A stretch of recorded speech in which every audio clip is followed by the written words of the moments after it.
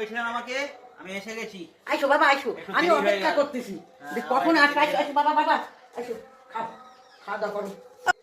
আইসো বাবা আইসো, তোমার জন্য আমি সারাদিন রান্না বান্না করেছি, করতে করতে আমার হাত ব্যথাই গেছে। সারাদিন রান্না বান্না করলেন, একা মানুষ, হাত ব্যথা হয়ে গেছে। কি রান্না বান্না কি করলেন? এত করার দরকার কি ছিল বলেন তো? আইসো বসো বাবা, বাবা তোমার জন্য সারাদিন রান্না বান্না করেছি আজকে আমি। হ্যাঁ দেন, তাড়াতাড়ি দেন, খিদেও পেয়েছে। হ্যাঁ বসি। কি জানি আজকে ভালোই রান্না করেছে, বিরিয়ানি মাংস তো হবে, দেখি দেখা যাক কি করেছে।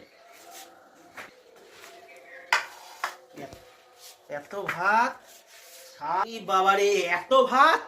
হ্যাঁ, আবার শাক ডাল কত কি করেছে নুরি, বাবারে বাবা। ওহ, আপনি সারাদিন ধরে এই রান্না করেছেন আমার জন্য? একা মানুষ, এত দরকার কি ছিল? বাবা ওই মাঠের থেকে সব শাক তুলিয়ে আনিয়ে ওই শাক করেছি, ডাল করেছি। কেন করেছি জানো? শাকটা করেছি কেন, পেট খারাপ খারাপ হবে না, মনে করতেছি এই শাক খেলে পেটটা হজম হয়ে যাবে। আর পাতলা করে ডাল এই করেছি বাবা, সারাদিন ধরে খাও খাও বাবা, খাও এত তুমি খাও। ভাত, এত ভাত আর শাক এই ডাল এই করতে আপনার সারাদিন ধরে টাইম লাগলো?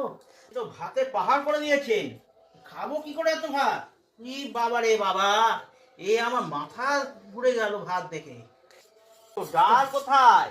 তো ডালে কোনো চিহ্নই দেখছি না। একটা পড়িনি বাবা, না, খালি মনে হয় কড়াইতেই লাগিয়ে গেছে। তুমি একটা কাজ করো, গন্ধে গন্ধে খাইয়ে নাও বাবা। ও বাবা, এ তো সমুদ্রের জলের মতো ডল ডল করছে, এ তো সাঁতার কাটা যাবে।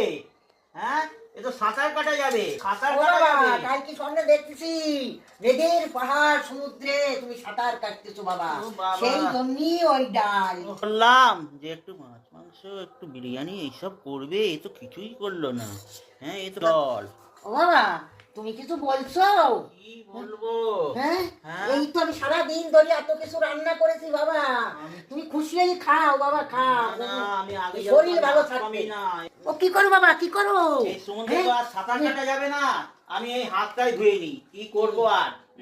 এ হে রে, কি সর্বনাশ করলি! এই হাত মুখটাই ধুয়ে নি। হ্যাঁ, সমুদ্রের জল